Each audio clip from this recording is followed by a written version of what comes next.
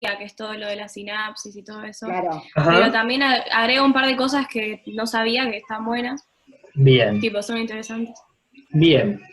Yo A les mí me cuento... pasó Sí, sí, sí, perdón. Florencia. Sí, te escuchamos. Ah, ok. No, me pasó que venía como haciendo algunas anotaciones y en el capítulo 10 me pasó personalmente, como que dije, yo como que todas las clasificaciones, como que estaban muy, como medio a modo título, por lo que entendí, como más resumido, entonces, nada, ese capítulo me pareció, me lo sentí como un poco denso, me parece que era ese, Ujú. pero es lo único que puedo aportar. No terminé igual de leer todo, me faltó lo del DSM, no lo leí, me faltó, Bien, no lo terminé, pero el resto sí es re fácil la lectura, digamos, no, bien, todo Yo tengo bien. una bien. pregunta. Sí, joven. Del DSM-5 decía sección 1, pero en la sección 1 solamente te explica más o menos qué es el DSM-5 y no. Exacto, Ah, ok. exacto. Eso era, Ah, ok, eso por las era. dudas dije leer cualquier cosa, pero No, eso era. El tema es así, dos o tres cosas como para ponernos un poco de acuerdo. Esta es una materia larga. De hecho, es una materia que eh, todos de ustedes son de psicomotricidad o hay alguno de psicopedagogía. Yo psicopedagogía. psicopedagogía. Muy bien. Yo sí, pero yo también. Bien, perfecto. Bien. Bueno, acá tengo. Bien. Em, la realidad es que para el plan nuevo de psicopedagogía, esta pasa a ser una materia anual, pasan a ser 2 cuatrimestres. Para el plan anterior de psicopedagogía también eran 2 cuatrimestres. Para psicomotricidad específicamente es la única vez en toda su carrera que van a ver de esta manera los trastornos mentales del adulto. No los ven en otra materia. ¿Qué quiero decir con esto? Denme medio segundo, estoy medio oscurito, ¿no? Parezco, me creo medio Michael Jackson. Pero al revés. Michael Jackson, pero al revés. Ahí, peor, ¿no? Porque se ve como la sombra anterior. Bien. El contraste. Está como el contraste, sí. Ahí. Esto tiene algo que se llama Exposure Lock. Ahí está. Sí. Olvide el lado oscuro. Una vez más. La realidad es que, les decía, en psicomotricidad es la única vez que van a ver los trastornos mentales de esta manera. Dos o tres cosas como para que estemos de acuerdo y hablemos claro. Es una materia larga, es una materia que creo que la mejor manera de estructurarla es, la clase nos va a dar como la columna vertebral de la materia. El Vallejos Ruilova es un libro escrito por Julio Vallejos Ruilova, que es un psiquiatra español, que es bastante meticuloso, bastante detallista, muy amplio, muy integrativo, y me parece que ese es el valor que tiene. Es realmente una exposición clínica, nos cuenta muy bien qué pasa antes, qué pasa ahora, cómo sigue, cuáles son las teorías. Digo, nos da, creo que trata con mucho respeto la singularidad humana. Entonces va como muy en la profundidad, pero eso lleva muchas hojas. Entonces nos va a llevar tiempo. Por eso considero que una buena práctica sería la clase como columna vertebral o como esqueleto y el Vallejos para ir buceando sobre toda esta singularidad. El DSM es un manual estadístico. Les hice leer el prefacio o la introducción porque la realidad es que el DSM no es más que un manual que dice que todas las personas que les pase síntomas de los siguientes síntomas las vamos a llamar de esta manera. No explica ni qué le pasa, ni cómo siente, ni qué le pasaba antes, ni cómo siente después. No explica nada clínico, no hace tratamiento. Es estadística. ¿Me siguen hasta acá? Entonces, creo que el DSM después nos puede servir como una puntualización, como una ayuda a memoria. Por supuesto es importante los criterios diagnósticos que maneja el DSM. Más vale que es importante. Pero la realidad, de hecho en nuestro país, las prepagas o obras sociales o los hospitales piden los diagnósticos por DSM. Entonces, es importante tenerlo claro, pero no nos explica clínica, nos explica una cuestión muy categorial, que es, si tiene esto, es esto, y si no tiene esto, es lo otro. No funciona así el ser humano. Los seres humanos somos mucho más dimensionales, y eso nos lo da el Vallejos. Y las clases van a ir buceando de un lado hacia el otro, buscando ser el centro de eso. Quiero decir entonces con esto, yo entiendo que en la vida de estudiantes uno está como en una vorágine de muchas cosas de la vida, y más en este aislamiento, que digo, uno dice, tengo todo el tiempo del mundo, es mentira, nuestra cabeza está mucho tiempo, de ese tiempo del mundo, procesando lo que nos está pasando. Entonces, no es que estamos de vacaciones, no estamos de vacaciones. Un aislamiento produce incertidumbre, produce angustia, y eso nos lleva tiempo. Entonces, tomémonos, así como se toman 1 hora, 1 hora y media para tener clases por día, tomémonos la horita de Vallejos por día, ¿sí? Démonos ese espacio para poder ir leyéndolo, porque después realmente se hace mucho, se hace muy intenso de alguna manera, ¿sí? Entonces, bueno, eso es lo que les propongo, que vayamos despacio, digo, estamos arrancando tranquilos, pero después la lectura se va acumulando, y a la hora de los exámenes se vuelve inabordable, se vuelve inabarcable, es demasiado. ¿Me siguen hasta acá? Entonces, más allá de nuestra vida y vorágine como estudiantes, pensemos que esta materia es la materia que va a poder darnos la posibilidad de decir, ah, este paciente tiene esto y no tiene lo otro. Y eso cambia de plano desde un tratamiento hasta un abordaje con la familia, hasta cambia todo.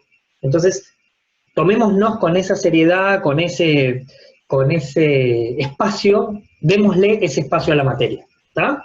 Entonces, entiendo a los que todavía no llegan a leer todo bien, pero sepan que vamos a arrancar con un ritmo donde, no sé, de esquizofrenia van a tener más de 100 hojas para leer, así, y es 2 clases, ¿sí? Es como que vamos a ir de esa manera, ¿está? ¿Vamos claros hasta acá? No obstante, como fue la clase pasada o la que les había grabado, siempre voy volviendo sobre los temas, ¿sí? O sea, voy a ir y volver, y todo el tiempo que necesiten para las consultas que necesiten, más vale, recontra disponible. Pero bueno, avancemos.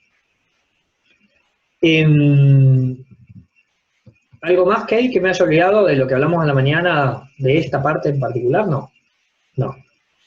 No, era eso, hablamos Era de eso. Bien.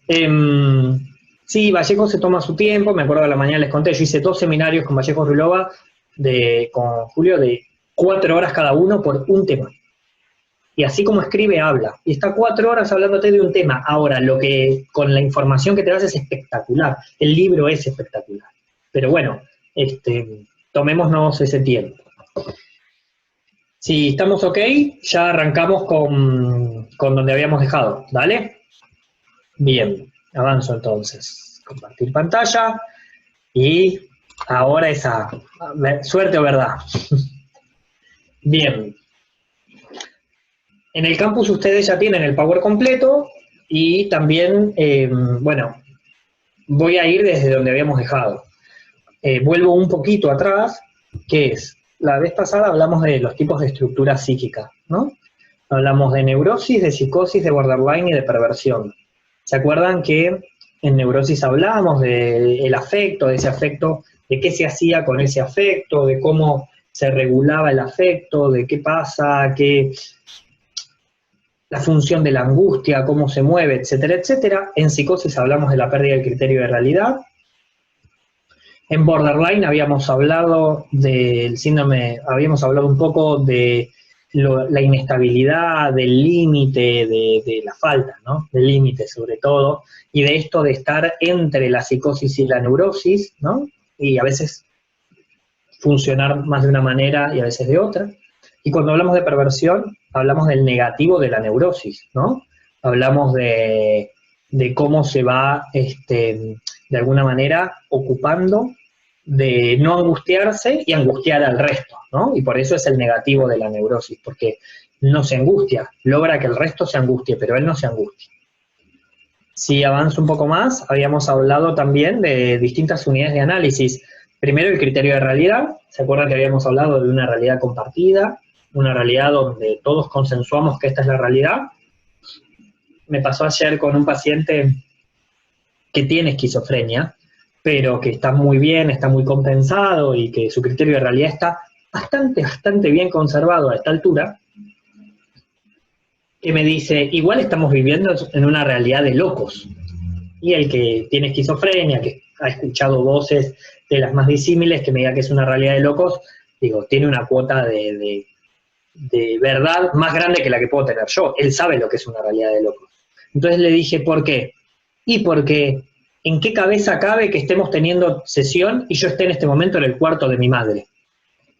Y nos reímos los dos porque le dije, es cierto, si en enero hubiéramos pensado que vos y yo íbamos a tener sesión, vos estando en el cuarto de tu madre, es un paciente de 46 años, con una madre que se está dementizando y que se lleva por otra parte muy mal. Digo, es lo más bizarro de lo bizarro, nos hubieran medicado a vos y a mí. Y hoy es nuestro criterio de realidad. Hoy él pudo tener sesión estando dentro del cuarto de su madre, digo, así de loco como suena. Conciencia de situación es la conciencia que tenemos sobre nuestra situación actual. Hablamos de eso también. Síntomas, ¿se acuerdan que hablábamos de egodistonía y de egosintonía? Entonces, la primera pregunta de hoy que les voy a hacer es, si, ¿en cuál de los dos los síntomas me traen malestar a mí clínicamente significativo? ¿En egosintonía o en egodistonía? El ego que le afecta a mí, ¿sería eso? Claro, ¿en cuál de los dos, o en egosintonía o en egodistonía, los síntomas me traen malestar? ¿Cuál? Egodistónico. ¿Ego qué? Egodistónico. Distónico, dice Agustina. ¿El resto? Sí, era egodistónica porque la egosintónica sí presentaba malestar. Era falta de interés. No, egosintónico no es falta de interés. Es que... No, egosintónico no es falta de interés. No, la falta de interés es apatía. No. Egodistónico era que que te generaba malestar. Egodistónico que genera malestar, vamos 2-0. ¿Quién más? Egodistónica es le reporta malestar, era. Bien, 3. ¿Alguien más? Egodistónico reporta malestar y egosintónico no reporta malestar. Bien, 4. ¿Alguno más? ¿O alguien que diga lo contrario? Ya es goleada, ¿no? Bien. Egosintónico, me alegro que lo tengamos claro, es que le reporta malestar clínicamente significativo. Egodistónico. Egosintónico es que no le reporta malestar, es que muchas veces percibe o no los síntomas, pero no le reporta malestar. Entonces, egodistónico es que le reporta malestar clínicamente significativo a la persona. ¿Está? Instancias psíquicas, no voy a hablar ahora, entiendo que ustedes ya tuvieron psicoanálisis, pero hablamos un poco de yo, ello y superyo, y de la primera tópica, de consciente, preconsciente, inconsciente, y también de cómo se van dando la relación de estas instancias psíquicas, lo hablamos un poco la clase pasada, pero ustedes ya lo tuvieron que haber visto en otras materias, lo mismo que mecanismos de defensa. Digo, ¿cuáles son los mecanismos de defensa primordiales de cada estructura? Digo, hoy vamos a ver cuáles son los más avanzados o evolucionados, o cuáles los más regresivos, pero bueno, hay mecanismos de defensa que priman en cada una de las fases del desarrollo psicosexual del niño. Digo, eso es más de la materia de psicoanálisis. Con respecto a riesgo, entonces vamos a hablar de riesgo de suicidabilidad y de trastornos mentales asociados. Estamos hablando de cuáles son, de acuerdo al DSM-5, los trastornos mentales que suelen estar asociados a alguna de estas estructuras psíquicas, ¿sí? ¿Hasta acá vamos claros? ¿Avanzó? Bien. Habíamos dicho que en neuróticos seríamos la mayoría, o seríamos todos, en el mejor de los casos. Es esperable, es la estructura que más sucede, que más presencia tiene. Podemos decir es la normalidad, en tanto entendamos norma como lo que le pasa a la mayoría.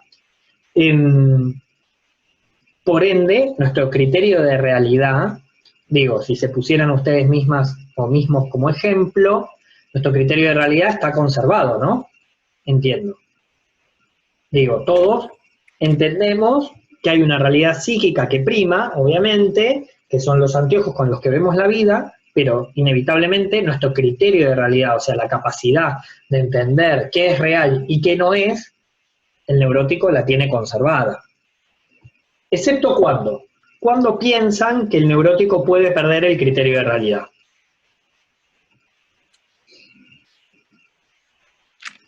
Cuando se angustia. ¿Cómo se enoja? Cuando tiene droga. ¿Quiénes dijeron droga? Acá Soledad, ataque psicótico. Ujú. Cuando aparece alguna crisis. A ver, voy uno a uno a lo que fueron contestando. ¿Nazarena y Florencia dijeron cuando se enoja o cuando se angustia? No, yo dije cuando sueña. ¿Quién dijo cuando sueña? Yo. Ah, Florencia Schwartz. ¿Y F. López?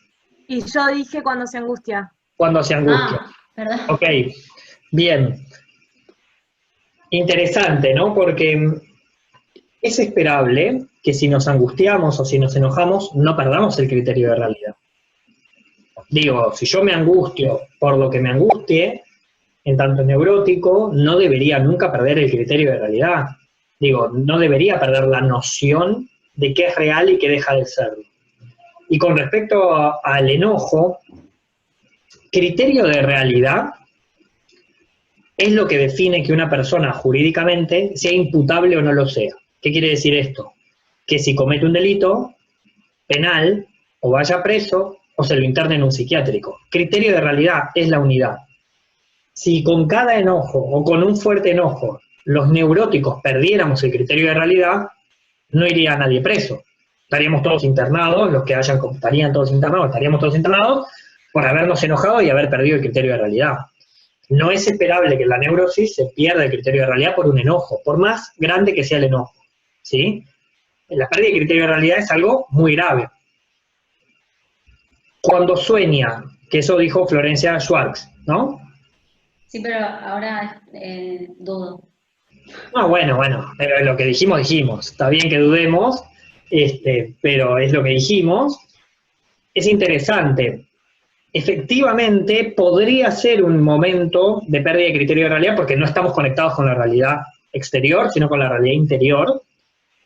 Hay un momento que pueden haber algo que se llama alucinaciones hipnopómpicas, que es como un episodio entre el dormir y el despertar, donde el neurótico parece... ¿Les pasó alguna vez de sentir que están como despiertos y dormidos a la vez y no entender si están despiertos, si están dormidos, y hasta a veces escuchar, ver o confundir una sombra con una persona y después terminar de despertarse y decir, no, estaba soñando? Eso se llama alucinaciones. ¿Cómo dijiste?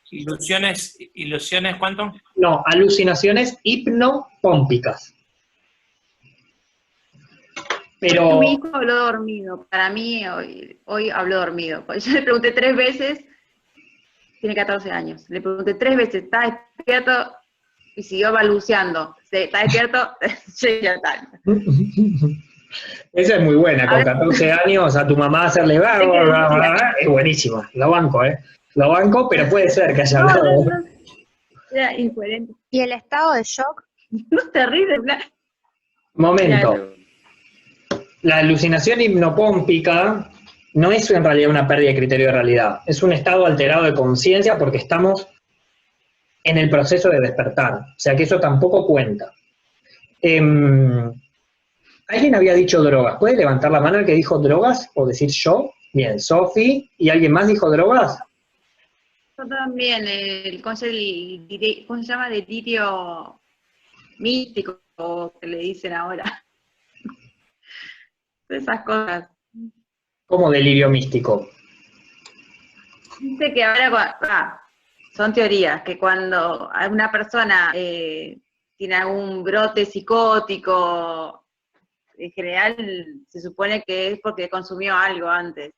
Bueno. Como que perdió la noción de la realidad, eso me acordé. Bien, brote psicótico es una pérdida de criterio de realidad, no necesariamente es por drogas, ni mucho menos, es justamente lo que estamos viendo en los casos donde no es por drogas, pero la primera causa de pérdida de criterio de realidad en neurosis es abuso de sustancias. Esa es la primera causa. Y es importante porque así como es la primera causa, y así como entiendo que de todos los que estamos en esta conferencia de Zoom, deberíamos ser todos neuróticos, no es lo primero que sale.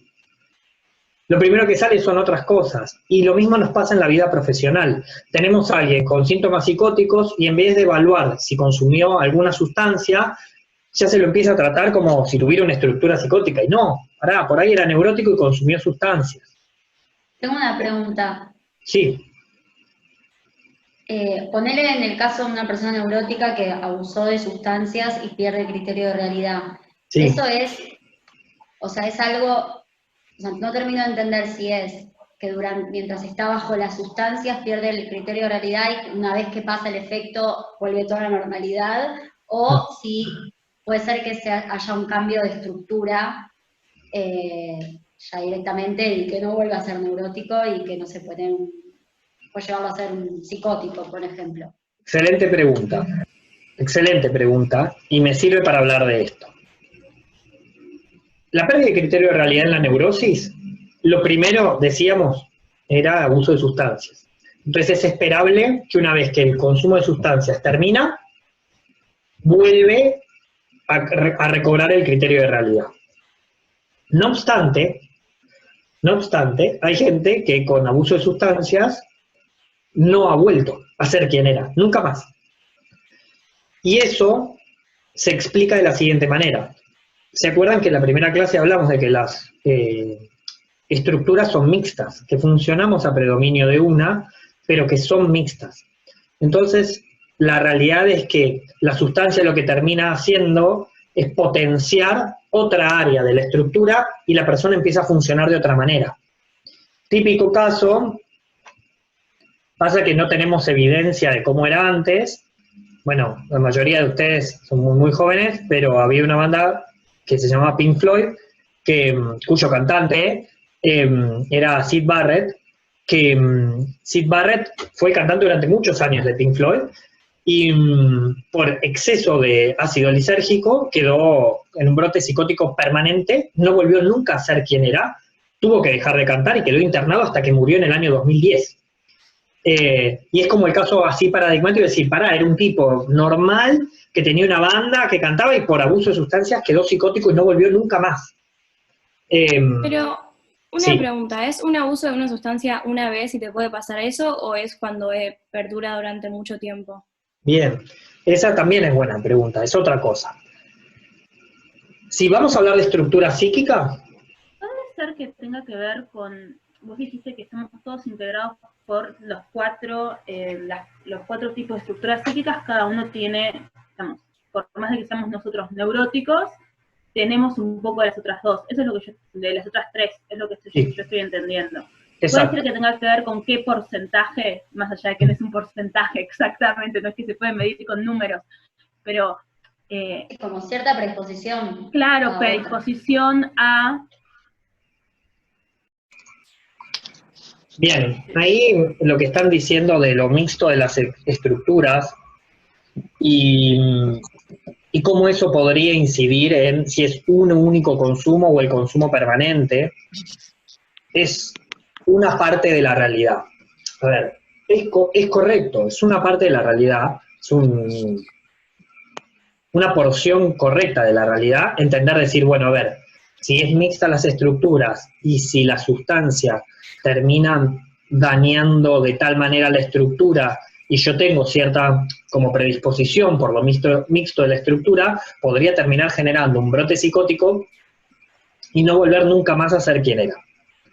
Es correcto. No obstante, también hay que entender que hay sustancias que son mucho más prosicóticas que otras. No todas las sustancias son iguales, como no todas las estructuras. Entonces, una parte es correcta, porque tiene que ver con la estructura, sin duda, es lo que estamos viendo. Pero la otra parte también es cuál es la sustancia. No todas las sustancias hacen lo mismo. Y no todas las sustancias impactan de la misma manera. Lo vamos a ver. Digo, alguna de las últimas clases del cuatrimestre, si no mal recuerdo el cronograma, es trastorno de los hábitos, donde vemos abuso de sustancias y vemos todas las sustancias. Y ahí creo que nos vamos a sacar varias dudas al respecto. Pero en este concepto de pérdida de criterio de realidad en neurosis, o sea, no cuando la persona parecía neurótico y al final termina mostrando otra estructura, o debido a la sustancia que consumió, o a la cantidad que consumió, o debido a que en realidad ya había otra estructura y nos confundimos de creer que era neurótico. La pérdida de criterio de realidad en neurosis apunta a consumo, pierdo el criterio de realidad, termino el consumo y el criterio de realidad se instaura nuevamente. A eso apunta, ¿ok? Específico para neurosis. No es el único caso, no es el único caso, pero el principal es ese, ¿sí? Efectivamente, grandes angustias o grandes enojos podrían generar como un espacio de una pérdida momentánea del criterio de realidad, pero sería recontra momentáneo y sería esperable que el neurótico se vuelva a armar y vuelva a tener criterio de realidad. ¿Me siguen hasta acá? Y en un neurótico, ponele algún ataque de pánico, por ejemplo, pero posta, un ataque de pánico posta, ¿no? Así como se dice, en ese momento también se o pierde más de los 10 síntomas de la ansiedad. Sí. Por diagnóstico, un ataque de pánico diagnosticable por manuales, sí. No tiene pérdida de criterio de realidad. No. Okay. No. El ataque de pánico lo vamos a ver cuando veamos ansiedad, nos toca como dentro de 4 clases. Vamos a hablar bastante de la ansiedad. Es una de las patologías que más sucede en la neurosis. Tiene despersonalización, que la persona siente que ve la situación desde afuera. Tiene una vivencia subjetiva de estar volviéndose loco o de muerte inminente. Pese a eso, no pierde el criterio de realidad, porque la persona te dice, yo sé que de esto no me voy a morir, pero siento que me muero. ¿Me siguen? La persona sabe que no se va a morir del ataque de pánico, pero siente que se muere. Entonces dice, yo veía todo desde afuera, veía todo como una película, era yo, pero veía todo como una película, despersonalización, pero sabía que era él. ¿Me siguen hasta acá? Como no pierde ese criterio de realidad. Es loco porque cuando me preguntan los miro a ustedes en mi pantalla y para ustedes eso no significa nada, ¿no? Porque no saben ni cómo está ordenado en mi pantalla. Pero cuando alguien pregunta, no sé, pregunta Florencia, pregunta Soledad, pregunta, ¡ting! Enfoco los ojos como mirándolos, pero claro, para la cámara eso no mueve nada. Bien. ¿Hasta acá vamos claros? ¿Vuelvo a compartir la pantalla? Dale. Presentación. Bien. Conciencia de situación en el neurótico, entonces, sí es esperable que siempre esté conservada, ¿no? Es esperable que el neurótico sienta que algo no está bien cuando algo no está bien. Y lo mismo los síntomas, por eso les repregunté sobre los síntomas. Es esperable que los síntomas sean egodistónicos, que si la persona tiene algún padecimiento psíquico, lo registre, lo reporte, se dé cuenta, sienta que algo no está bien. Con respecto a las instancias psíquicas, es importante para esto hablar del complejo de Edipo y el complejo de castración, ¿no? Digo, es esperable que la persona haga un atravesamiento de las 3 fases del desarrollo psicosexual y que el complejo de Edipo culmine con el complejo de castración en el varón y el complejo de Edipo inicie con el complejo de castración en la mujer, y que el resultante de todo esto genere que el yo y el ello y el superyo funcionan de una manera integrada y bien internalizada. No me voy a meter en profundidad con esto porque entiendo que lo vieron ya en psicoanálisis. Si igual vamos a volver varias veces sobre el tema psicoanalítico, entonces lo podremos seguir viendo, pero esto es lo esperable. No se olviden que el yo para Freud era un siervo de 3 amos, del ello, o sea, de las pulsiones, del superyo, o sea, de los mandatos tanto internos, ¿no? Como la conciencia moral, como a lo que él quiere llegar, el ideal del yo, que es heredero, ¿no?, del complejo de Edipo, ese superyo, de los padres del complejo de Edipo, dice Freud, como de la realidad. El yo tiene que lidiar con lo que quiere, con lo que puede y con lo que realmente está sucediendo, ¿no? Es esperable que en la neurosis todo eso tenga un procesamiento de tal manera que todo el tiempo esté como negociando con unos y con otros sobre lo que se puede y lo que no se puede. Riesgo de suicidio en neurosis es prácticamente nulo. Realmente que un neurótico se suicide tiene que pasar generalmente pérdida de criterio de realidad, por ejemplo, que haya perdido criterio de realidad por abuso de sustancias. Pueden ser un episodio psicótico breve, puede ser una depresión muy severa y ya empezamos a pensar que quizás no era neurótico, entonces hicimos mal el diagnóstico estructural. Digo, realmente el riesgo de suicidio en un neurótico, si el diagnóstico está bien hecho, es muy raro. Puede pensar en algún momento que la vida no vale la pena ser vivida, sí. Puede pensar que la vida así no sirve, sí, pero de ahí a tener un plan, una idea suicida y matarse, es realmente rarísimo, no suele pasar. Generalmente los suicidios se dan o con abuso de sustancias, entonces perdió el criterio de realidad, o en depresiones muy severas, y ya no sé si eran estructura neurótica, o realmente en otras estructuras si estaba mal hecho el diagnóstico estructural, porque a veces es muy difícil el diagnóstico estructural. Como es todo tan mixto, pensamos que funcionaba predominio neurótico, pero de repente una situación tocó un punto psicótico y la persona terminó desarrollando una estructura más psicótica, ¿sí? Una pregunta. Entonces, ¿sí? La gente que, o sea, cuando si tenés esto de como predominación a suicidar, no sé cómo se dice, pero ¿en qué estructura serían? ¿Todas las demás menos en la neurosis o solamente? No. Ahora cuando hablemos de borderline o de psicosis vamos a hablar un poco de suicidabilidad. También tienen una clase entera donde vamos a hablar de suicidio, ¿eh? La anteúltima clase, creo, se habla de suicidio. Toda la clase. ¿Y riesgo es solo para uno o no era para también tipo para uno y para sí o para terceros? Ah, ok. Para sí o para terceros, ¿sí? Igual, más vale que es muy importante, riesgo para sí o para terceros. Me pasó de una internación hace menos de una semana, hoy es jueves, el lunes, que me consultaron por un chico que, nada, llamó al hermano, un brote esquizofrénico, no es paciente mío, pero me consultaron a ver si podía ayudar a la familia a pensar cómo internarlo, porque el chico llamó al hermano y le dijo, yo a vos te voy a matar, y te voy a matar. Y dijo, y aparte después de matarte me voy a matar a mí, y si mamá se interpone, la mato a ella también. Y empezó a tirar cosas, rompió toda la casa. Digo, había un riesgo para terceros. Por supuesto, este chico terminó internado, por supuesto ya tenía diagnóstico de esquizofrenia, por supuesto hace un mes que no estaba tomando la medicación, pese a que hacía unos días lo habían inyectado y no se había podido calmar. Digo, hubo como varias situaciones que anduvieron mal. Vivía con la mamá, pero la mamá se fue porque no lo aguantaba más, entonces quedó solo. Digo, fueron muchas cosas.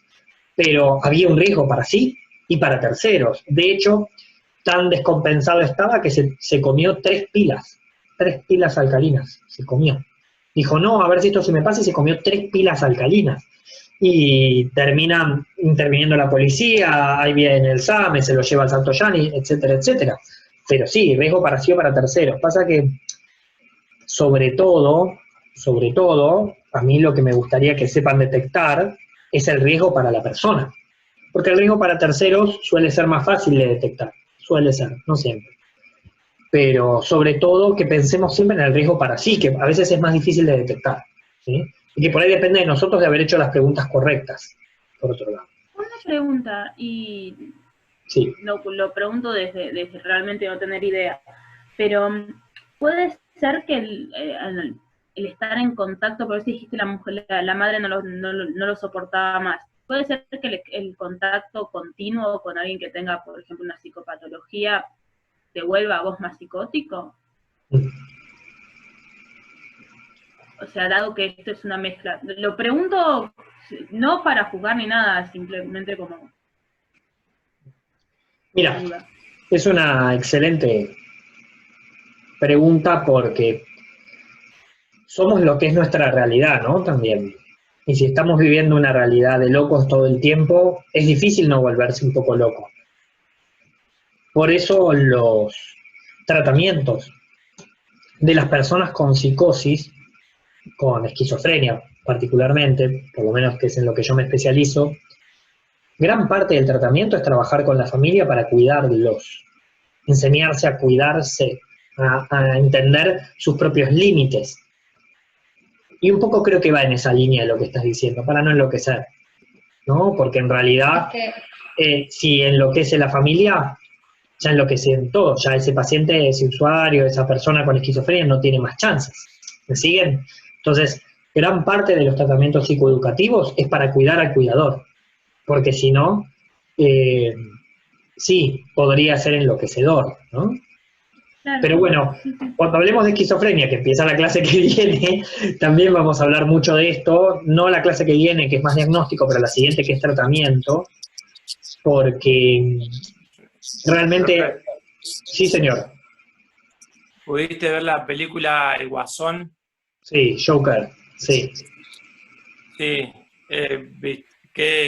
Como qué estructura identificaste inicialmente? O no sé, viste que como que hay momentos que como que te genera empatía por todo lo que te cuenta que sufrió y por la revelación de que la madre en realidad sí dejaba que lo abusen y todo, y bueno, él termina matando hasta la madre y todo, pero viste. Spoiler total, ¿no? Esa alarma fue la spoiler alert. ¿La escuchaste? Sí. Les spoileaste toda la película. Perdón. Creo que todos la vieron. Sí. ¿Y? ¿Qué estructura creo yo que él tiene? Ubicás, porque vos con tu ojo profesional, al ver la película, no sé si te podías abstraer o al toque lo identificaste o lo ubicaste en una estructura particular. Sí, digo, claramente, como la película lo plantea, el personaje estaría enmarcado en una estructura psicótica, claramente. No obstante, no es frecuente, para nada frecuente, que las personas que tienen alguna patología psicótica sean peligrosos para terceros. Nada frecuente. A tal punto no es nada frecuente que, bueno, cuando veamos esquizofrenia lo vamos a hablar, el 1% de la población tiene esquizofrenia a nivel mundial, o sea, 1 de cada 100 personas tiene esquizofrenia. Si fueran peligrosos para terceros, digo, todos conoceríamos a alguien, o a nosotros mismos nos hubiera dañado físicamente una persona con esquizofrenia, porque es 1 de cada 100. Digo, es tan alta como la diabetes. No, digo, la prevalencia, ¿no? Entonces, sí, como que a veces también yo soy acompañante terapéutico también, y hacia algunos casos severos de autismo como que es involuntario, pero te puede llegar a dañar, a dar un roscazo. Yo tengo compañeros que le falta un diente, que le arrancaron la barba, que lo rajuñaron, bueno, a mí mismo... En autismo. Pero, sí. Claro, pero no, a diferencia de Joker... aparece el brote a veces, no sé. Claro, pero a diferencia de Joker no es dirigido. En Joker es dirigido. En el caso del autismo, termina siendo una descompensación motora que terminan lastimando, pero no es con una intención volitiva y dirigida. Por eso digo, si tuviéramos que pensar en la estructura del personaje, sí es una estructura psicótica, no obstante, no es frecuente, ni mucho menos, por supuesto, que haya ese nivel de daño, ni mucho menos.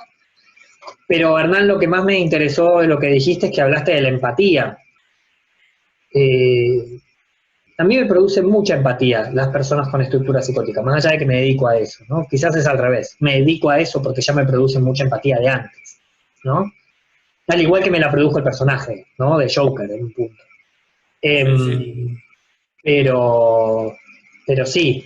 Es interesante, tiene algunas cuestiones para pensar, pero bueno, lo vemos en la clase de psicosis, porque de eso vamos a hablar un montón. Bien. Le hago una consulta. Sí, claro, joven. Para que estas estructuras puedan ser diagnosticadas, tienen que estar las instancias psíquicas internalizadas. O sea, cuando uno es niño no se puede diagnosticar que un niño es neurótico. O sea, tiene que pasar después el complejo de Edipo. Bien, perfecto, correcto. La estructura digo, el desarrollo psicosexual del niño, recuerden que Freud planteaba que había puntos de fijación y que esos puntos de fijación se daban por 3 razones. Por exceso de gratificación en alguna de las fases, por exceso de frustración en alguna de las fases, o Freud decía por propia viscosidad del alivio. Léase porque sí.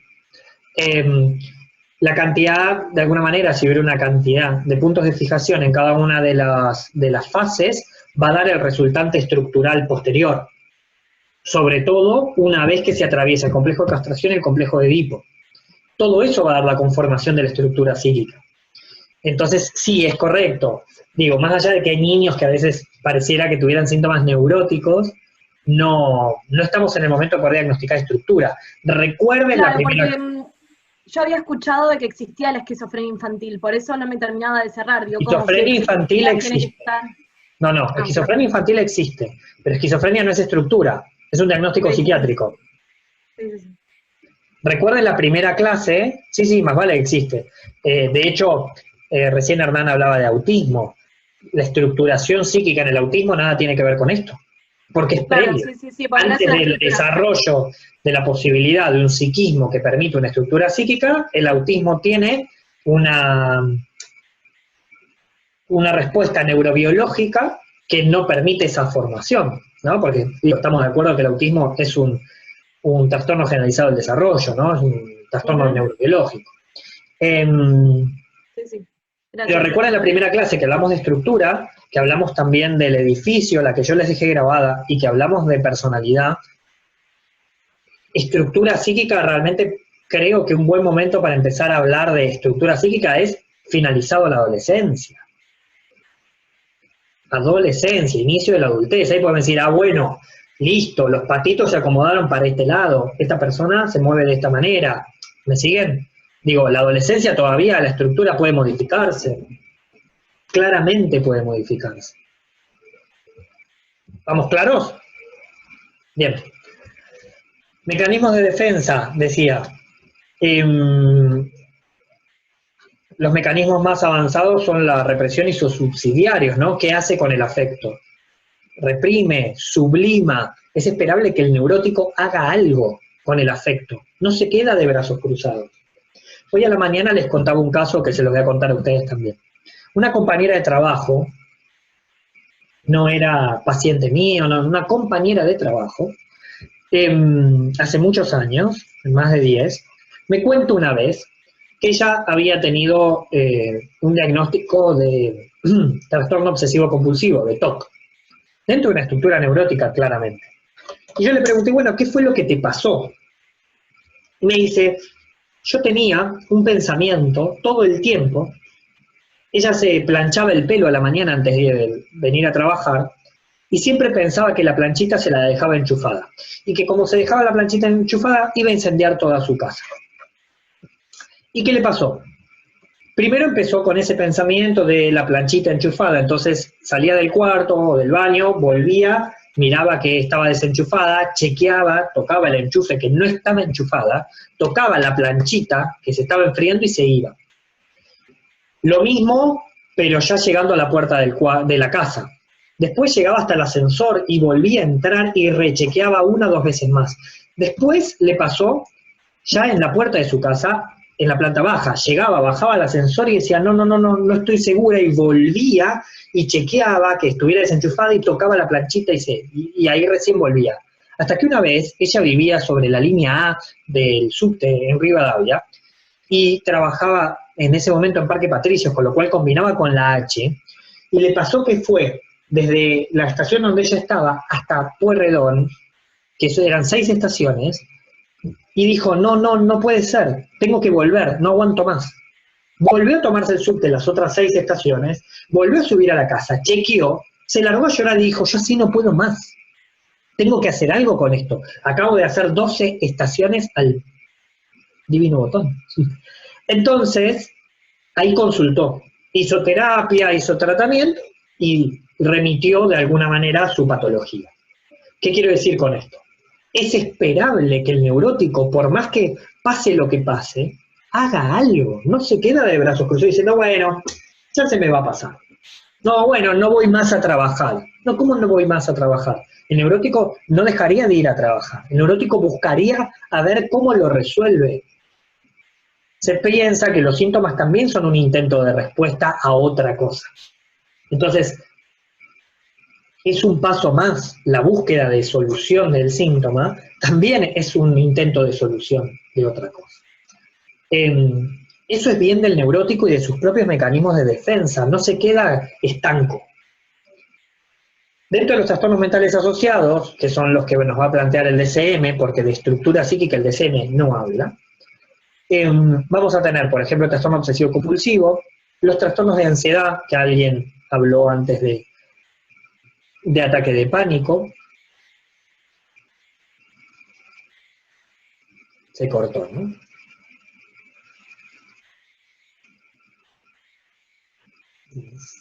Nueve.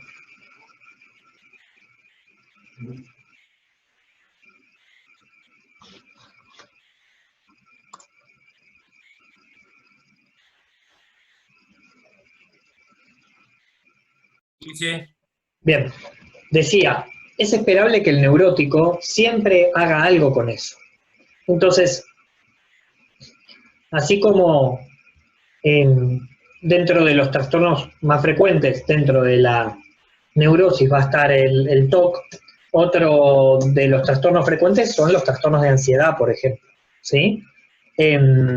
Algunas depresiones leves y algunos trastornos de los hábitos también. Efectivamente,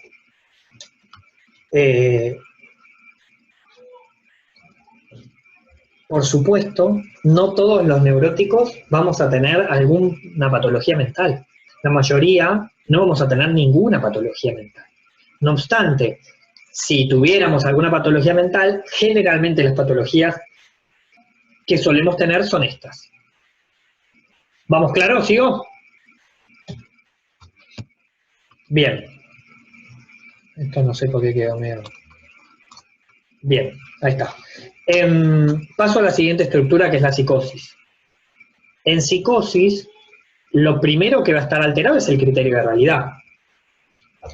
Es lo que veníamos hablando, ¿no? El criterio de realidad en la psicosis está alterado. Como estructura, independientemente de las patologías que tengan. Por eso, Hernán, tu pregunta sobre Joker, que creo que es pertinente, digo, el personaje tiene su criterio de realidad alterado, ¿no? Él tiene su criterio de realidad alterado. De hecho, ya que spoileamos por completo, no queda claro en la película si lo mató o no a Robert De Niro, ¿no? ¿Es Robert De Niro o Al Pacino? Se me confunden siempre. Pero creo que Robert De Niro. No queda claro. Pero, en la película no queda claro si realmente lo mata o si es porque él alucina, hay momentos que tiene cuando, por ejemplo, lo de la mujer, que la novia, vecina. Después te revela que la vecina, así que todo lo que él fantaseaba no era, por eso. No era así. Y ya me parecía a mí porque era como muy, muy obvio que ella nunca lo contradecía. Y era por todo ejemplo, en su cabeza. Por ejemplo, entonces digo, lo primero que está es alterado, es el criterio de realidad. Lo segundo alterado en psicosis tiene que ver con la conciencia de situación. Es bueno el ejemplo que pusiste de Joker, porque la conciencia de situación es si la persona se da cuenta de lo que está sucediendo o no. No se da cuenta. ¿Sí? No se da cuenta. No es consciente de su situación. Generalmente eso está alterado. Y lo tercero, y muy importante, es los síntomas. Son egosintónicos. Lo cual no quiere decir que a veces no sufran y muchísimo por los síntomas psicóticos. Tiene que ver con la exacerbación del... Digo, esa es otra discusión, ¿no? ¿La exacerbación de qué, perdón? No, en el caso de él no los elogios, pero sí muchas frustraciones y casi una burla continua. Toda la película uno ve que todos se transforman en sus enemigos, aún sus compañeros, todo. Por eso, bueno, estamos descubriendo todo. Claro. Perdón, sí. es una pregunta, no tiene que ver con el Joker, pero Ay, pará, se me fue. No, sí, que Flor había preguntado que el tema de que, tipo, decir qué estructura predominás, tipo, tenés que esperar más o menos hasta que pase la adolescencia o cuando se pasa el complejo de Edipo y el complejo de castración. Pero cuando no puede haber chicos mucho más chiquitos que tengan, no sé, síntomas ya bien predeterminados desde chicos, o es algo que te puede, o capaz está todo normal de chico y de la nada te puede agarrar después. O sea, no sé si entiende mi pregunta. Sí, síntomas no es estructura. Sí, perdón, pero digo... No, pero pará, no sé. ¿Por qué te lo aclaro? Sí. Porque la estructura, por eso hablaba cuando hablábamos del edificio, como de los cimientos de un edificio, ¿sí? La realidad es que estructura es la película completa, es los anteojos con los que vemos la vida. Entonces, uno puede tener síntomas que parece que fueran más de una estructura que de otra. Sí, puede ser. Inclusive esos síntomas mantenerse a lo largo de la vida. Pero por ahí tu manera de funcionar en la vida es neurótica. ¿Me siguen? ¿O se cortó, no? Sí, se escucha muy entrecortado. Ok, vuelvo. Decía, síntomas podemos tener todos de muchas cosas, inclusive chicos, por supuesto. Pero estructura es la película entera. Estructura es cómo ve la película entera la persona. Es la película de la vida de la persona. Entonces, pese a que haya síntomas, lo que importa es el predominio de funcionamiento. Y eso no va a estar determinado hasta después de la adolescencia, por más que haya habido síntomas antes. ¿Me siguen? ¿Se entiende? ¿Respondí, Nazarena? Sí. Con lo que vos también decías de que la personalidad, ¿no? O sea, como que se termina de formar después de la adolescencia, una cosa exacto, así. Exacto. Si vamos a las instancias psíquicas, las instancias en la estructura, como estructura psicótica, van a estar disgregadas. ¿Qué quiere decir esto?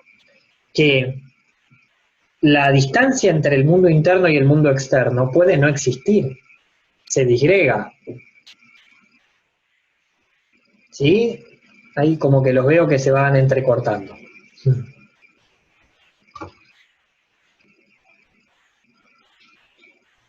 ¿Ahí me siguen? Sí, me di cuenta porque vi que se empezaron a laguear ustedes también. Decía que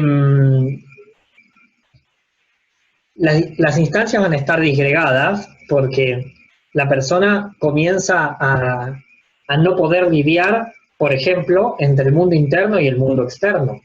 El yo no va a poder lidiar con estos otros dos, ¿no? Que es la realidad, el ello y el super yo. Entonces pierde la noción o la distancia entre el mundo interno y el mundo externo. Por eso están disgregadas, no están integradas.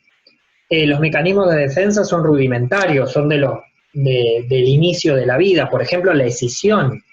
Digo, es esperable, ya que hablábamos de niños, que un infante, si se enoja con algo, infante chiquito, ¿no? 2 años, es malo. Con lo que se enojó es malo y el objeto es malo. Y no puede ser bueno, es malo. Y si es malo, y punto.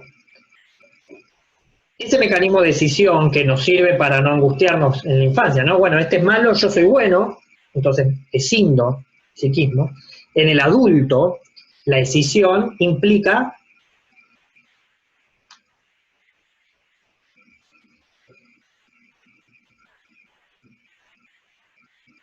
decía, la decisión, sí, me di cuenta.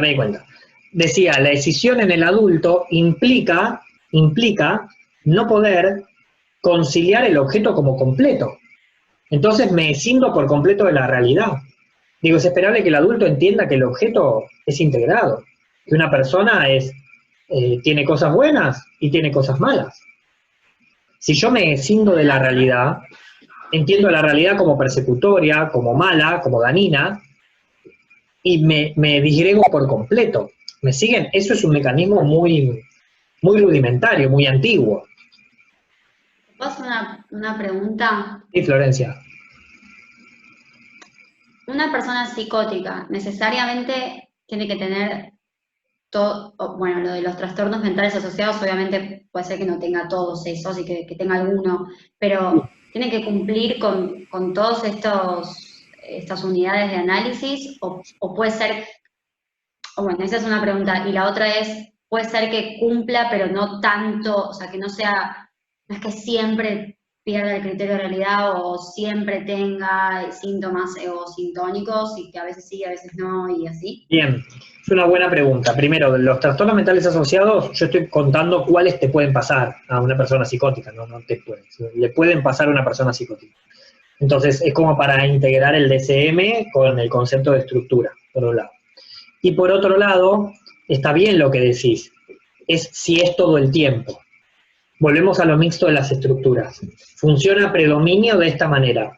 Quizás no siempre, quizás no todo el tiempo, quizás no al 100%, pero a predominio de esta manera. ¿Me siguen hasta acá? Lo estamos pensando como una estructura, es una película larguísima.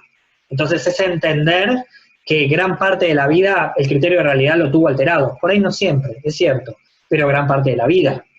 ¿Sí? Que sus síntomas, la mayoría del tiempo fueron egosintónicos. A ver, cuando veamos psicosis vamos a hablar de esto. La terapia para personas con esquizofrenia, lo que más trabaja es la conciencia de situación y los síntomas. Porque se espera que la persona empiece a tener conciencia de situación de lo que le pasa, sin que eso lo termine deprimiendo, por eso se va muy despacito, pero pudiendo detectar que esos síntomas son síntomas y no es su vida real. Y eso redunda en beneficio del criterio de realidad. Entonces, digo, acá estamos viendo como una foto de una estructura, cuando la estructura es toda la película. ¿Me seguís hasta acá? Perdón, me surgió otra pregunta. Sí. Quizás es para más adelante, pero bueno, no sé. Hasta ahora todo lo que preguntaron es para más adelante, pero puede ser en este caso. No, digo, la idea, o por lo menos vos como, ¿sos psiquiatra? Psicólogo. Psicólogo, bueno, una persona, un psicólogo, la idea es que la persona que es psicótica, o sea, pase a tener lo más parecido a una neurosis o que viva bien con su psicosis. O sea, no sé bien cuál sería el objetivo. ¿El objetivo de una terapia? No, en estos casos. O sea, si se diagnostica psicosis, por ejemplo. Te lo voy a responder con otra pregunta. Cuando al principio nosotros hablamos de estructura, hablamos de los cimientos de un edificio. Si los cimientos son de una manera, vos buscarías que ese edificio esté lo más estable posible, pero tenés que reconocer que esos cimientos son como son.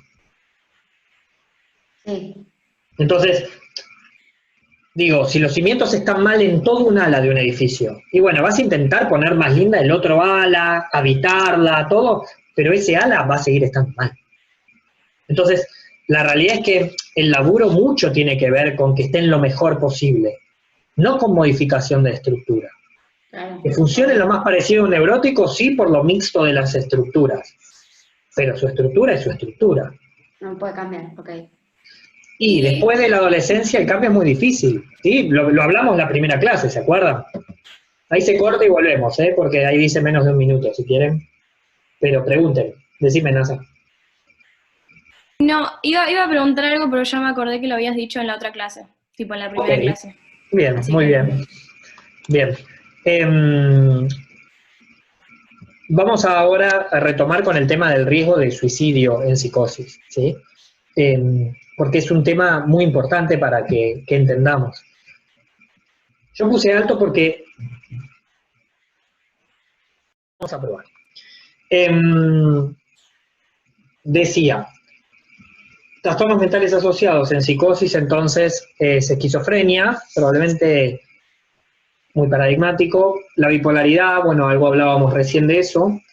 Los trastornos de personalidad del clúster A, vamos a tener toda una clase de trastornos de personalidad, donde hay 10 tipos de trastornos de personalidad y se dividen en 3 categorías o 3 clústeres. Los del clúster A ya lo vamos a ver, y la paranoia vera. Digo, todos los que estoy nombrando, los trastornos mentales que estoy nombrando, los vamos a ver a lo largo de la cursada. Eso, obviamente, quédense tranquilos.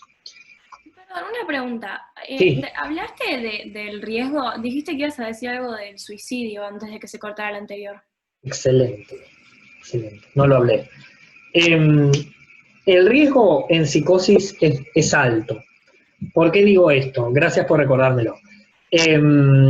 Porque la realidad es que muchas veces uno ve a los pacientes y dicen, bueno, nada, está tan desorganizado, ¿no? Que como que no se toma en cuenta el riesgo. Y la verdad que la estadística muestra que las personas, por ejemplo, que tienen esquizofrenia, 1 de cada 10 termina su vida suicidándose. Y es un montón. Digo, es el índice más alto de suicidabilidad después de la depresión severa. O sea, es altísimo. Y por eso cada vez que estemos frente a una persona con psicosis o con estructura psicótica, después que abandonemos estructura, comunidad, vamos a empezar solamente a hablar de personas que padecen ciertos trastornos mentales, ¿no? De esa manera nos vamos a referir. Cada vez que estemos ante una persona que tiene esquizofrenia, siempre tenemos que estar chequeando que no haya riesgo de suicidio, porque el riesgo va a estar siempre. ¿Me siguen hasta acá? Es realmente alto. Sigo. Borderline. ¿Se acuerdan que habíamos hablado de que hay 2 estructuras, neurosis y psicosis, que ya vimos? Y que habría como una estructura en el medio que... me hizo reír. Bueno, decía, hablábamos antes de la estructura borderline, hablamos de neurosis, hablamos de psicosis, y ahora estamos hablando de una estructura que pareciera estar en el medio, que se comporta a veces de una manera neurótica y que se comporta a veces de una manera psicótica. Por eso, el criterio de realidad en la estructura borderline va a estar conservado gran parte del tiempo, pero tiene episodios donde ese criterio de realidad se ve alterado. Hay episodios donde se ve alterado. La conciencia de situación lo mismo. Tiene gran parte del tiempo episodios donde está conservada la conciencia de situación, pero hay momentos donde está alterado. Vamos a hablar mucho de borderline cuando hablemos de trastornos de personalidad, pero como para adelantarles algo, por ejemplo, una persona que un fin de semana tiene, conoce 30 personas, con las cuales consume al menos 10 drogas distintas. De esas 30, con 15 tiene sexo, y con esos 15 encima, con algunos grupalmente y con otros individualmente, y a su vez ni siquiera tiene un solo hábito de cuidado para evitar enfermedades de transmisiones sexuales, evidentemente, el lunes de ese fin de semana, podemos reconocer que esa persona tuvo una pérdida de conciencia de situación, aparte de un gran fin de semana, pero reconozcamos que tuvo una pérdida de conciencia de situación, claro. Realmente su conciencia de situación se vio alterada, no tuvo conciencia de riesgo, ni de nada. Cuando se vuelve a instaurar la conciencia de situación, el momento donde se vuelve a instaurar, lunes o martes, la persona dice, ¿qué hice? ¿Cómo estuve? ¿Cómo hice esto? No, lo recuerda perfecto, aparte, las partes que puede recordar, amén del abuso de sustancias, y comienza a autolastimarse, a tener autolesiones por decir, ¿cómo pude haber hecho esto? Estoy loco o loca, pero no que esto... Entonces, tuvo un momento con pérdida de criterio de realidad, tuvo un momento con pérdida de conciencia de situación, y después lo recobró. Y cuando lo recobra, como dice el dicho, queriéndose matar. Y sí, queriéndose matar. ¿Cómo? No te escuché, Hernán, perdón. Como que se autodisciplina. Exactamente, como queriéndose matar. Entonces, y realmente tienen riesgo elevadísimo de suicidio. Por eso es muy importante entender esto. En la estructura borderline es una estructura de mucha inestabilidad, y en esa estructura de inestabilidad, la realidad es que tienen momentos de sostén del criterio de realidad y momentos donde se altera, momentos de conciencia de situación y momentos donde se altera. Esos síntomas, gran parte del tiempo son egodistónicos, no, que yo no puedo creer, que hago esto otra vez, caigo en lo mismo, es egodistónico, y momentos donde no le importó nada, y todo eso fue egosintónico.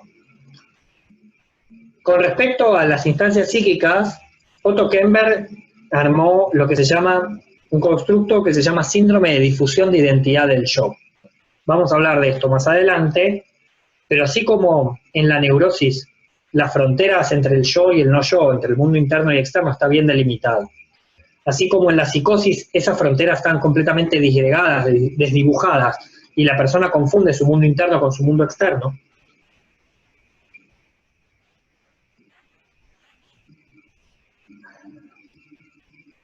Ahí vi que se la guió. Ahí estamos de vuelta, ¿no? Bien. Sí. Bien. En el síndrome de difusión de identidad del yo, lo que sucede es que esas fronteras son como gelatinosas, ¿sí? Esas fronteras por momentos se vuelven muy rígidas y por momentos se vuelven muy permeables. Entonces pierde por momentos el contenido interno y externo, la distancia entre el contenido interno y externo, y por momentos pareciera que fueran inconciliables la realidad con su contenido interno. Los mecanismos de defensa son también más similares a los de la psicosis. Fíjense cómo estamos describiendo un poco la estructura psicótica y un poco la estructura neurótica. Y el riesgo es muy alto. Momentos de riesgo y momentos de pérdida de criterio de realidad, de conciencia de situación, generalmente están asociados ¿con qué? Con momentos de algún aislamiento o necesidad social, donde la persona siente que socialmente fue o abandonado o perdió un vínculo que le resultaba significativo. Y es interesante hablar de vínculo significativo, porque por ahí la persona, uno dice, no, porque mi novio o mi novia no me habla más y no lo puedo creer, era el amor de mi vida. Y vos que sos el terapeuta le decís, pero ¿cómo se llama? Pablo. No me hablaste nunca de Pablo, el amor de tu vida. No, es que yo me di cuenta que era el amor de mi vida, lo conozco hace 7 días. ¿Conoces hace 7 días? ¿Cómo sabes que es? Porque lo es. Pero ya es la tercera vez que Paola Argento parece. Pablo Argento, sí. Ya es la tercera vez que me hablas de un amor de tu vida. El problema es que para su realidad psíquica sí lo es. Sí lo es. Y al serlo, lo que termina sucediendo es que se terminan lacerando o lastimando porque sienten que de verdad lo que perdieron fue el amor de su vida. Esa ansiedad social es lo que generalmente a las personas con estructura borderline termina descompensándolos. ¿Sí? Por supuesto, los trastornos mentales asociados, dentro de los trastornos de la personalidad están los trastornos del clúster B, lo vamos a ver cuando vemos trastornos de personalidad. Dentro de los trastornos de los hábitos están los trastornos de alimentación, más severos. Hay trastornos de alimentación dentro de la estructura neurótica y hay trastornos de alimentación dentro de la estructura borderline. Y abuso de sustancias severo, ¿sí? Es el tercer punto, de alguna manera, que suele haber como trastorno mental asociado en estructura borderline. ¿Algo La que bipolaridad también.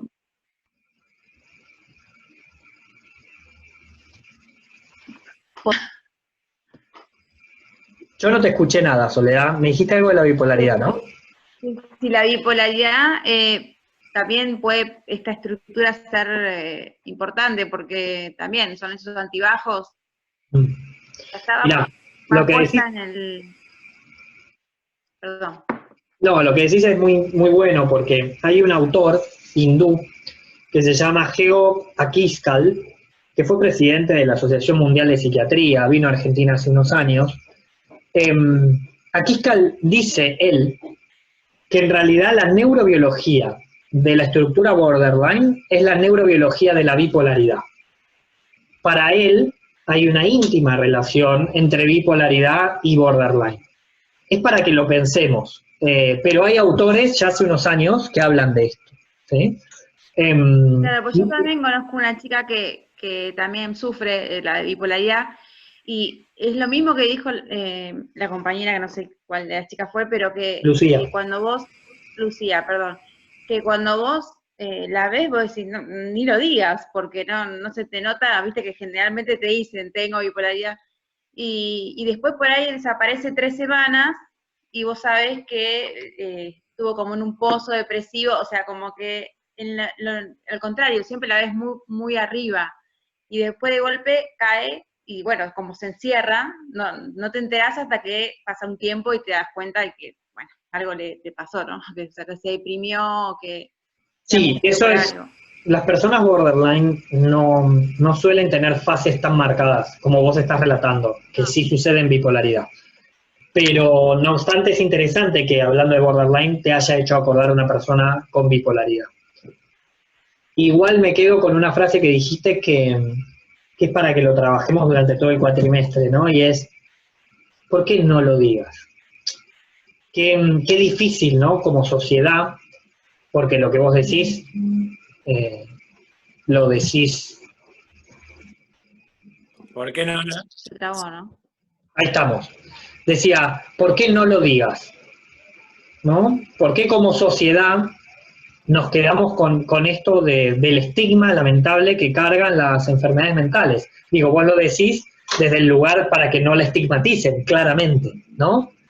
Pero es una pena, creo que mucho... No me afecta en nada. No, me imagino, no me afecta en nada. Al revés, lo que digo es que vos estás de alguna manera también... No, pero digo como que por ahí hay gente que juzga. Por eso digo, vos estás enunciando o denunciando una situación que sucede, que es este estigma social que cargan las patologías mentales, ¿no? Que es realmente una pena. Y que creo que tenemos mucho para trabajar. Todos los que nos vamos a dedicar o nos dedicamos a salud mental, que trabajar en contra de ese estigma, ¿no? Que realmente es una pena. Digo, si esta persona te dijera que tiene diabetes, probablemente vos le hubieras dicho, no se te nota, no lo digas. Y sin embargo, cuando alguien habla de una patología mental... Ojo, no se lo dije. No, está bien. Yo pensé... No, está claro, ¿eh? Porque la verdad no se le nota. Porque la gente juzga. Y yo creo que nosotros... Es muy cruel. Muy cruel. Sí. Por ahí cuando vos decís algo que tenés, sea lo que sea, de la cosa más chiquita a la más grande, por ahí la gente te mira diferente. Por eso creo que tenemos mucho para trabajar en eso, ¿no? O sea, lo que le dijiste más vale, es correcto, pero digo, tenemos mucho para trabajar en eso, ¿no? De luchar contra ese estigma, ¿no? Que carga la patología mental, porque la gente es muy cruel, juzga muy mal. Bien. Bueno, hablábamos... Sí. Perdón, el mecanismo de defensa que dice rudimentario, ¿sería exactamente lo mismo que explicaste con psicosis? Bueno, en realidad, en borderline, aparte de la decisión, hay un mecanismo muy, muy claro que se llama identificación proyectiva masiva, que tiene que ver con proyectar contenidos internos sobre un objeto para poder controlarlo, pero que son contenidos internos, tienen mucho más que ver con la proyección que con la decisión. Pero lo vamos a ir viendo, ¿sí? Pero sí siguen siendo rudimentarios, no tan parecidos a los de la neurosis, ¿sí? ¿Sigo? ¿Sigo un poco más? Bien, y ya terminamos. Y la última estructura que vamos a ver hoy es perversión. El criterio de realidad en la persona perversa o en el psicópata está conservado. No hay un problema en el criterio de realidad. Sabe perfectamente cuál es la realidad. Sabe perfectamente lo que está haciendo y cómo lo está haciendo. La conciencia de situación también está conservada. Sabe cómo, por qué y de qué manera. La diferencia con la neurosis es que los síntomas son egosintónicos. ¿En qué sentido? En que hace el mal y no le afecta. Digo, el neurótico eso no lo puede hacer. Digo, si hace el mal, le afecta, lo sufre, el super yo lo castiga, digo, pasan un montón de cosas. En la perversión es al revés. Las instancias psíquicas están integradas, pero el mecanismo de defensa no es más lo que tiene que ver con la represión y su subsidiaria, sino es mucho más con la renegación, con hacerle sentir al otro el problema, la angustia, y no sentirlo él. El riesgo de suicidio es bajo, excepto que sea por un mal mayor. ¿Qué quiero decir con esto? Que matándose genere un daño aún mayor. Si no, el riesgo de suicidio es bajo. Pero como hablábamos en un principio, el riesgo de dañar a otros, ese sí es alto, ¿sí? Dentro de los trastornos mentales asociados solamente se hace mención en las psicopatías. Y acá quiero decirles algo que me dijo una docente mía hace 20 años en práctica profesional 1, ¿no? En primer año de psicología. Que me dijo, y no habló de borderline, ¿no? Habló solo de psicosis, neurosis y perversión. Imaginemos un collar de perlas. Y que a ese collar de perlas le falta una perla. El neurótico va a construir su vida buscando esa perla, todo el tiempo. Toda su vida va a ser la búsqueda de esa perla. Va a generar su mundo buscando esa perla. Esa perla que no va a encontrar nunca, porque esa perla es la falta, esa perla no va a estar. Pero gracias a esa falta de perla, va a avanzar y construir su mundo. El psicótico, con el mismo collar que le falta una perla, va a perder el collar por completo, y va a perder por completo las perlas. Las perlas se van a disgregar, las perlas van a estar dispersas, y nunca más lo va a poder unir como un collar, porque esa perla que le falta hace que ese collar se separe por completo. Y el perverso acomoda de tal manera el collar de perlas que a él ya no le falta la perla, y ahora la perla te falta a vos. Así funciona la perversión. Al perverso no le falta la perla le falta uno. ¿Me siguen hasta acá? El perverso es, el perverso es, de alguna manera, el depredador en nuestra propia especie, ¿sí? Es peligroso. Hay un documental que les recomiendo, si es que ahora tienen algo de tiempo, que creo que lo tienen, que se llama The Corporation, que es un documental que debe tener, no sé, 15 años, 2003, 2005, que habla de la comparación de los criterios para psicopatía y las corporaciones internacionales. Un documental interesante, si les interesa, sobre los índices de perversión en altos gerentes de multinacionales y por qué las multinacionales terminan generando psicópatas. Nota de color, de alguna manera, pero interesante. Nazarena, pregunte. Sí, perdón. El riesgo, que es bajo, se refiere a riesgo para él mismo, pero exacto, que el riesgo para otros sí es alto. Es alto, exacto. Muy bien, sí. Si vamos al principio de estructura psíquica y vamos al edificio, a esa metáfora que vimos del edificio, imagínense que de acuerdo a cómo esté formada esta estructura, es también cómo va a soportar las crisis de la vida. Entonces, si imaginamos la crisis de la vida como una gran bola de concreto que le pega al edificio, si la estructura es neurótica, por más que la bola le pegue,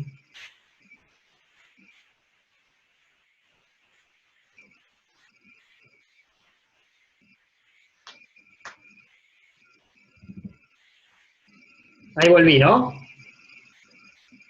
Ahí está. Si imaginamos, decía, la bola de concreto, por más que la bola le pegue, el edificio se mantiene en pie. Probablemente vaya a tener que reconstruirse, probablemente vaya a tener que hacer algo, pero el edificio se mantiene en pie. Si la bola de concreto le pega a la estructura psicótica, o la estructura está formada a predominio psicótico, o no está lo suficientemente bien formada la estructura de manera neurótica, la bola de concreto le pega y el edificio lo parte en dos. Y ese edificio no se puede sostener nunca más en pie. La estructura borderline es un desafío, porque esa bola de concreto que le pega, de acuerdo a cómo le pegue, o se va a transformar más en una estructura psicótica, o va a lograr quizás en un futuro integrarse como una estructura neurótica. Y la estructura perversa, cuando la bola de concreto le pegue, la que se rompe es la bola, no el edificio. Puede sonar divertido, puede sonar bueno, la estructura perversa es peligrosa. Hoy a la mañana les decía algo que me decía mi primer maestra en psicopatología, también hace varios años, que decía, porque una alumna preguntó si la estructura borderline se cura. Entonces yo le dije, con los años. La realidad es que con los años todas las estructuras se vuelven más rígidas, la estructura borderline con los años mejora. Y esta maestra me decía, vamos a estar todo el tiempo trabajando con patologías, con personas con patologías mentales, con estructuras difíciles en nuestro trabajo. Tratemos que en casa elegir a alguien sano. Tratemos que en casa elegir lo más sano posible para nosotros y para poder compartir también, ¿no? Porque ya nuestro trabajo con la patología mental es de todo el día, ¿sí? Entonces en casa tratar de estar lo más sanos posible.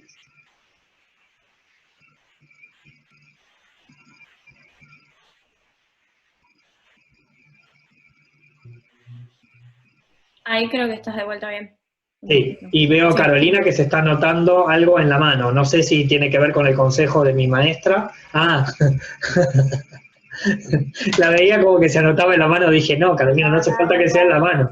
Bien. Bueno, hasta acá estructura psíquica. ¿Fuimos claros? Bien. Se hizo...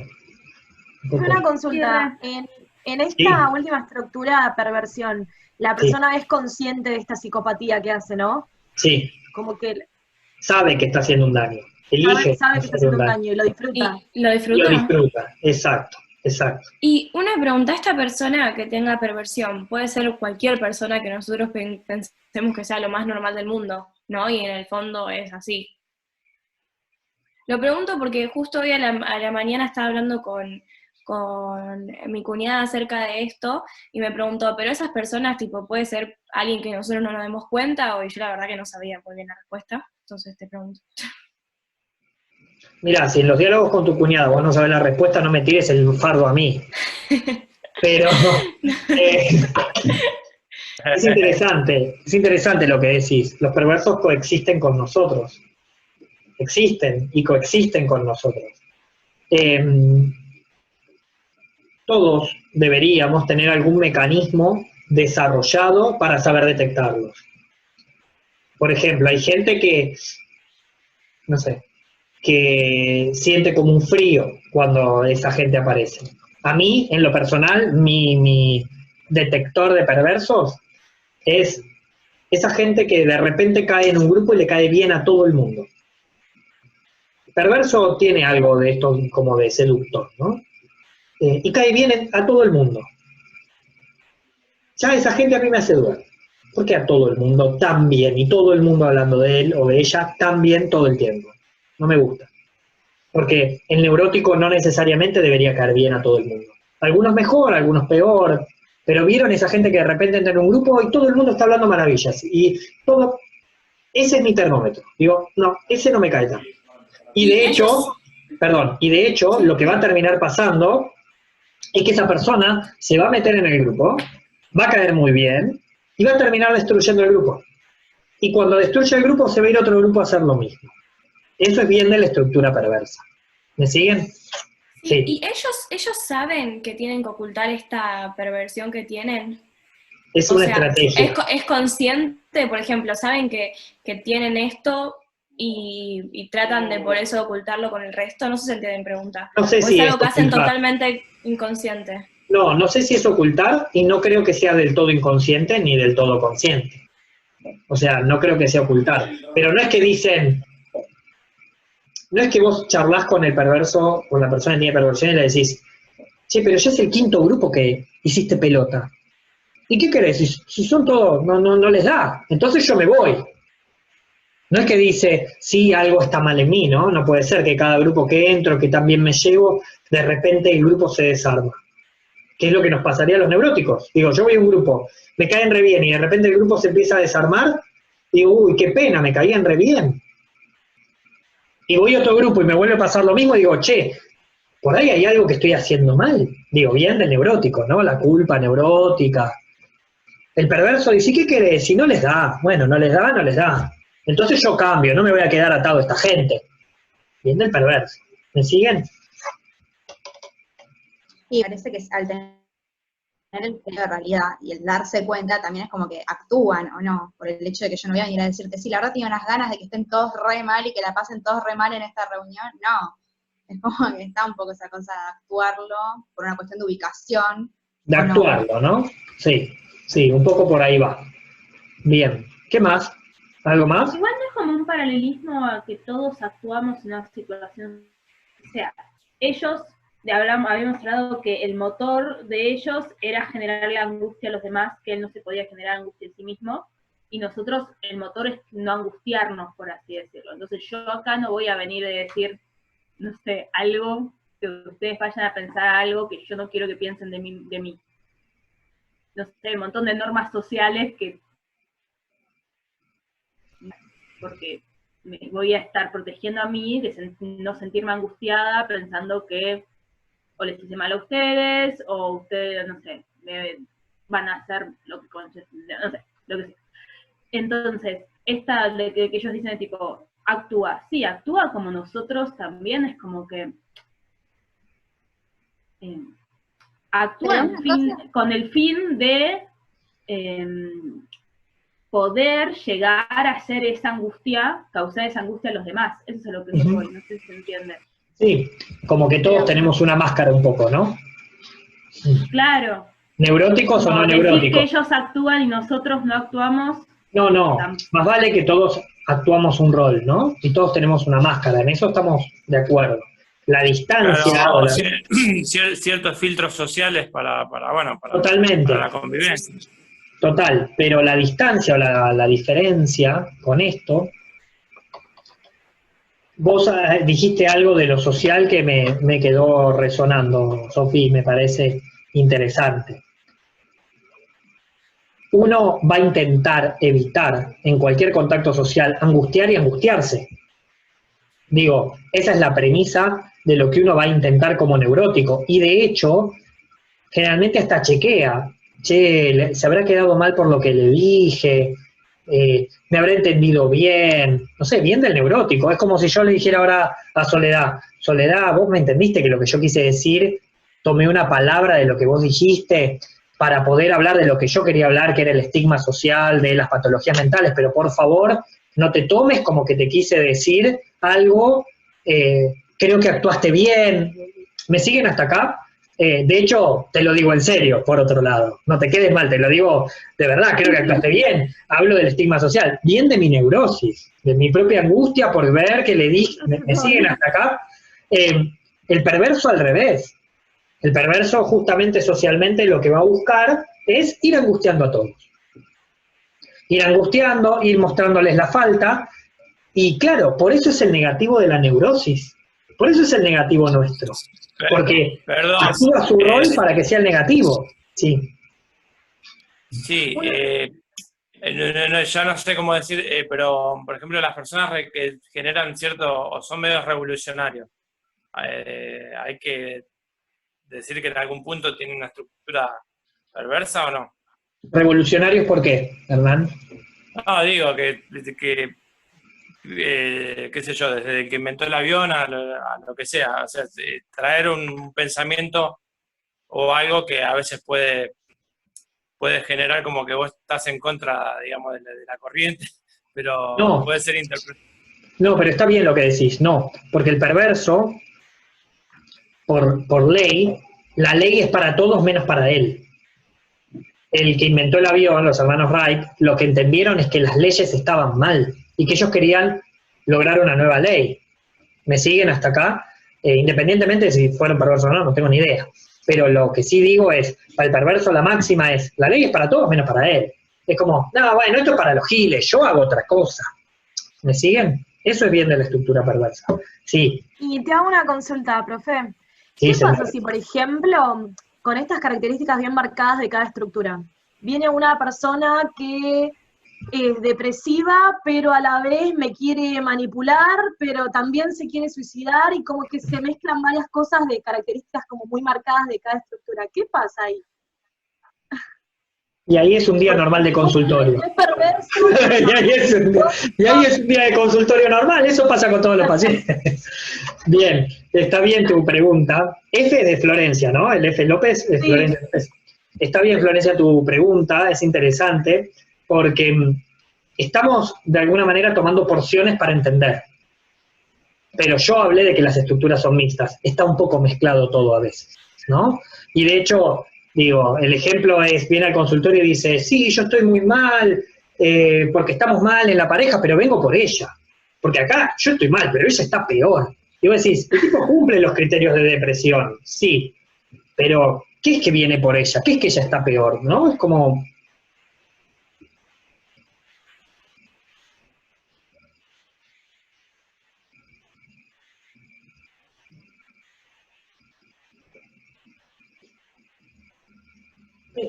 No sé.